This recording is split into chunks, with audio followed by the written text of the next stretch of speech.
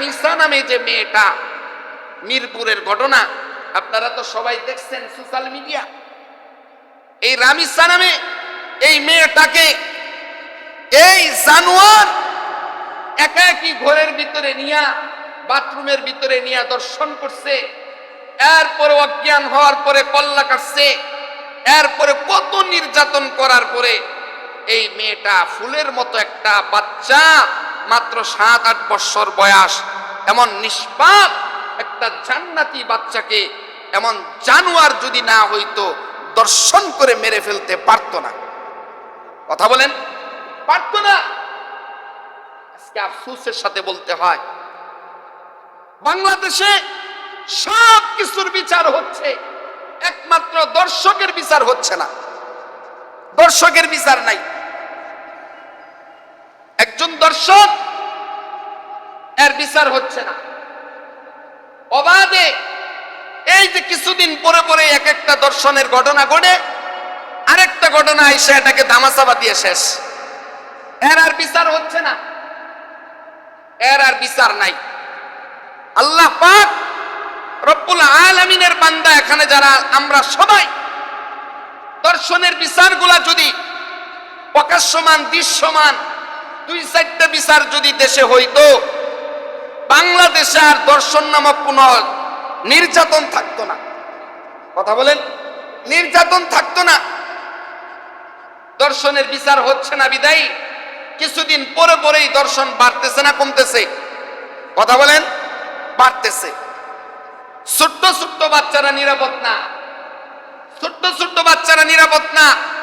আল্লাহ পাক রব্বুল আলামিনের এই যে কালাম আমি হাতে নিয়ে বলতেছি, দর্শনের বিচার যদি 1-2টা যদি দেশে দৃশ্যমান করা যায়, আগামীর বাংলাদেশ দর্শন মুক্ত হবে ইনশাআল্লাহ। কথা বলেন, হবে কিনা? হবে না? অবশ্যই হবে। আজকে তো আমাদেরকে তো কোনো বার্তাই দেওয়া হয় না, আলেমদেরকে তো কোনো বার্তাই দেওয়া হয় না। যদি বিচার করা হয়তো দর্শন মামলার, এমন বড় বড় মানুষগুলা যাদের ছেলে মেয়ে শিয়ান আছে, এরা পরকিয়া করে দর্শন করতে পারতো? কথা বলেন, পারতো? পারতো না। এদের বিচার করা হইতো। 2-4টা বিচার আমাদের হাতে ছাইড়ে দেন। একজন হুজুরও যদি দর্শক হয়, সেও যদি দর্শন করে, এর বিচারও করা উচিত। তাও জনসম্মুখে এই ছেলেটা, এই জানোয়ারটার বিচার যদি ঢাকা সরোয়ার্দী মাঠে 1 কোমর পর্যন্ত কুইতা হাজার হাজার মানুষকে মাইকে এলান কইরা যে অনেক বড় একটা বিচার করা হবে, সব মানুষের উপস্থিতিতে এই জানোয়ারটাকে যদি এই পর্যন্ত পুইতা এরপরে পাথর মাইরে যদি মারা হইতো, আগামী 24 ঘন্টার ভিতরে দর্শন বন্ধ হয়ে, কথা বলেন, হয়ে যাবে। এই যে যে সকল ব্যক্তিগুলা বড় বড় মানুষ পরকীয়ায় লিপ্ত হচ্ছে, বিবাহিত ছেলে মেয়ে শিয়ান, এমন ব্যক্তিদেরকে যদি এই পর্যন্ত পুইতা যদি পাথর মাইরে যদি মাইরা ফেলা হইতো, তেতপাল্লার জমিনে দর্শকের আর জায়গা হইতো না। কথা বলেন না কেন? হইতো না, হইতো না, হইতো না। আজকে নিশা এমন পর্যায়ে চলছে, আজকে সমাজের মধ্যে নিশাখুর, বাবাখুর, বড়িখুর এমন ভাবে হইতেছে, গড়ে গড়ে আজকে নিশা। কথা বলেন না কেন? গড়ে গড়ে আজকে নিশা জাতীয় দ্রব্য চলে গেছে।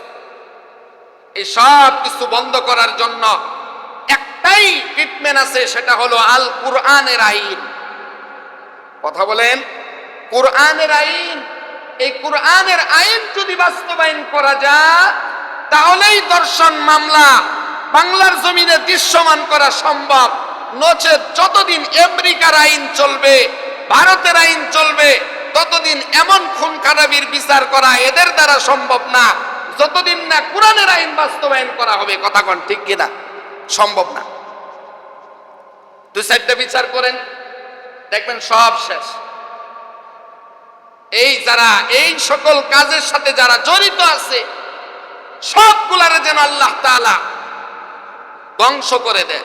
জোরে কোন আমিন, আরো জোরে কোন আমিন। কারণ দর্শকের কোনো মাপ নাই।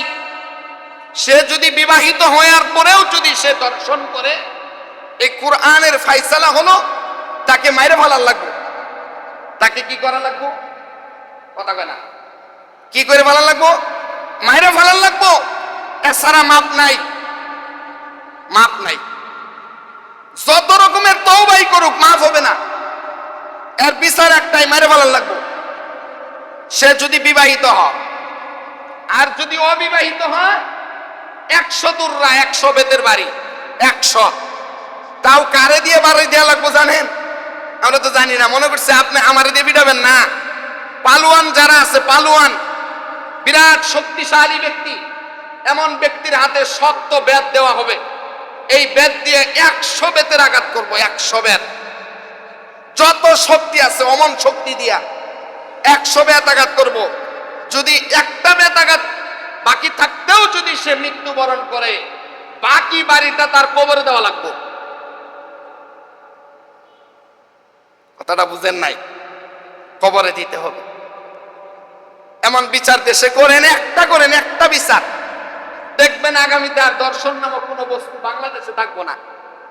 কথা বলেন, থাকবে না। মদখুর 100 বেতাঘাত করেন, দেখবেন আর মদ থাকবে না। বড়ি ঘুর 100 বেতাঘাত করেন, আর বড়ি খাবে না, খাবে না। আল্লাহ তাআলা আমার এই সোনার বাংলাদেশটাকে দর্শন মুক্ত হওয়ার তৌফিক দান করেন। আজকে আমার মেয়ের নিরাপত্তা কোথায়? ছোট ছোট বাচ্চারা দর্শিতা হচ্ছে।